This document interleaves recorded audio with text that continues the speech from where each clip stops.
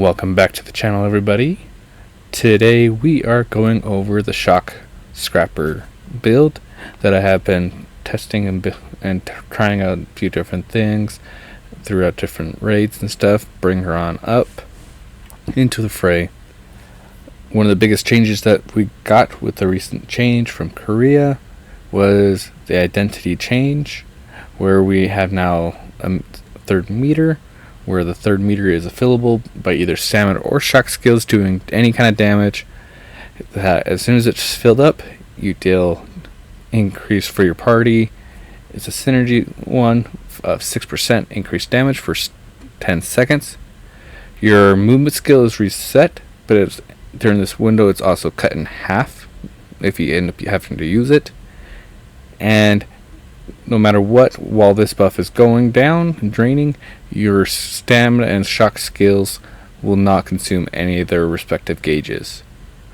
You're also doing 20% increased stagger damage to the bosses or anyone else. Really nice. Now for shock, it used to be you had a percent increased damage, which we still have, as well as a shock regen going on while you're going through. Now it's a 20% at max level that you return on the investment there. Now it no longer does that.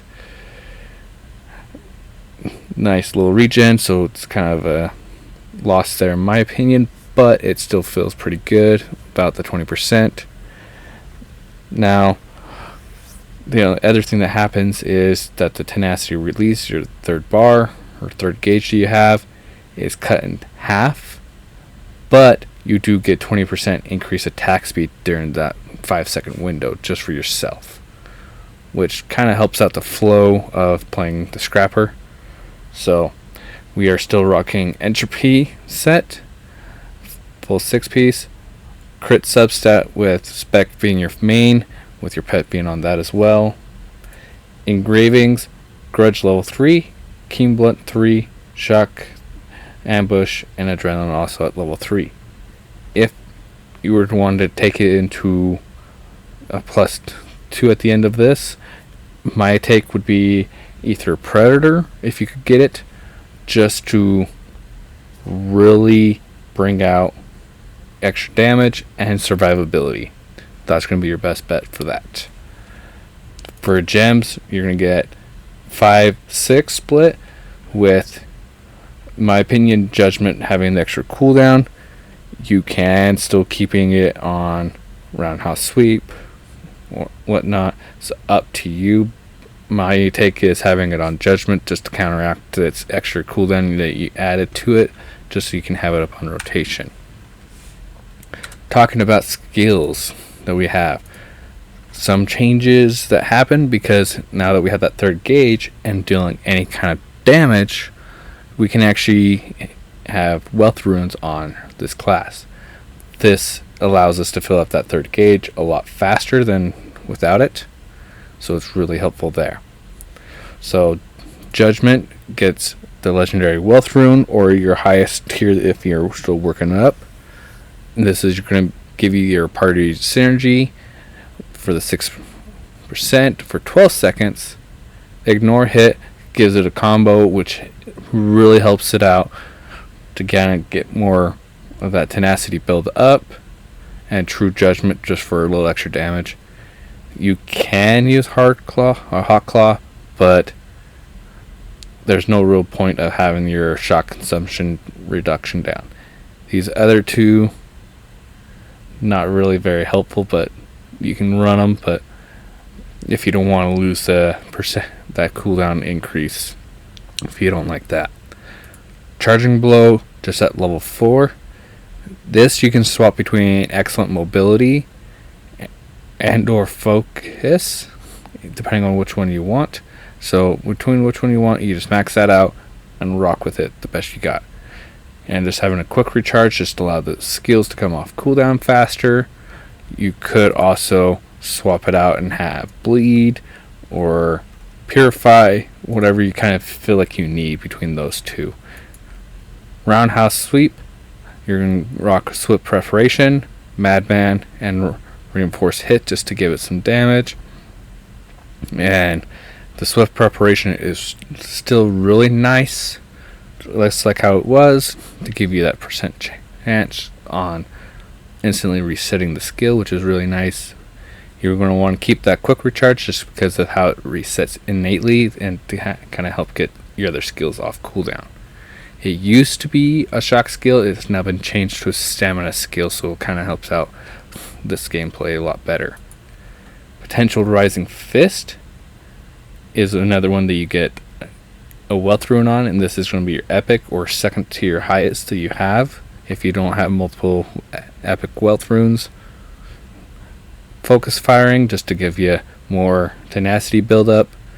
As you build that up, helps you out there. Dragon King Bombardment, just to increase your damage to push mean foes. So you can do this one as if you want, but this one just feels a lot better.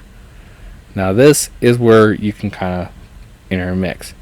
Most people are going with the Dragon Fury, just to increase the AoE and the skill's damage. I'm going through and giving it always a crit and giving it crit damage with this Bursting Fist. That is my preference, and it feels really good to me. So play with it as you wish. Supernova is still another skill that we keep with Quick Prep, Piercing Strike, and this is where you can kind of pick and choose. These are actually, in comparison, if everything crits all the way through, equal on damage that I've been feeling. But of course, this one has 4 extra hits that it does, while this only does 2 hits. So the chances of everything not critting is higher on this, but I just like the feel of it because I just feel the rapid punches coming out of this. It's really nice. So it's up to you. Legendary Gillen on this just to get those off faster. A new skill that we're bringing up is Shredding Strike with Swift Fingers, Light Speed Strike, and Enhanced Tenacity Release. So this just increases our damage during Tenacity Release. You can, because this still procs, having Overflow Force. So it's either way, where this is just a guaranteed 60% damage or 70 once when you get maxed out. So it's up to you either way what you feel like there. Death Rattle, still everything's the exact same. Quick Prep, Weak Point Detection, and Shock Explosion.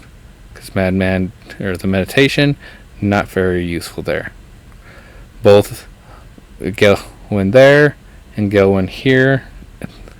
That's your best bet. And another new skill, Fist of the Wind God.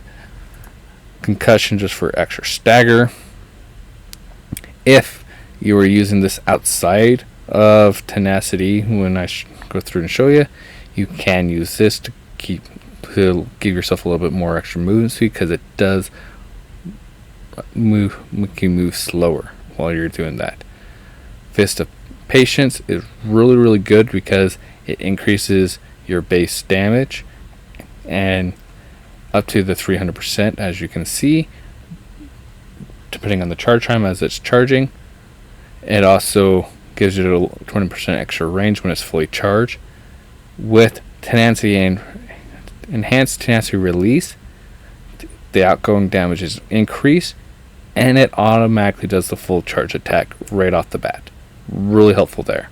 Compared to Death Blow, it just increases the damage, and you won't get the skill off nearly as quickly during Tenacity Release.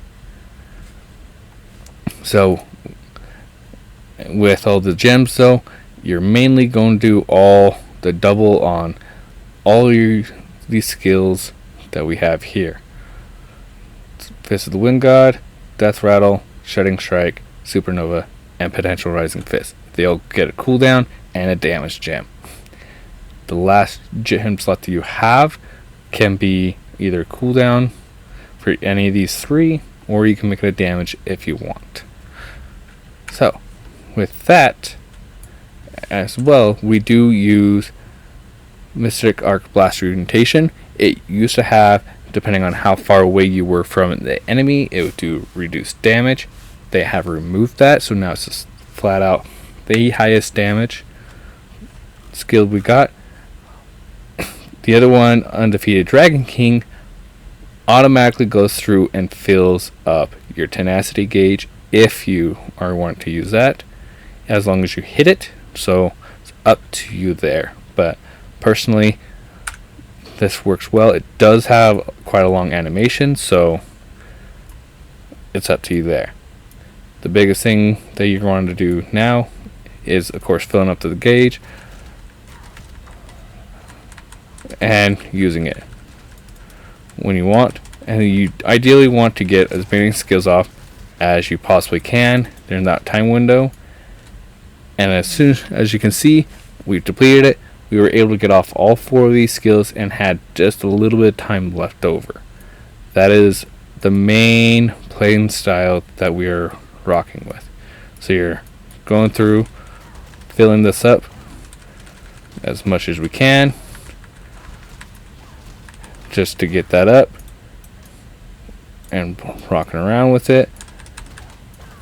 And this is where you're, dodging mechanics, and once when you see a nice window, popping it, releasing, and having everything go off.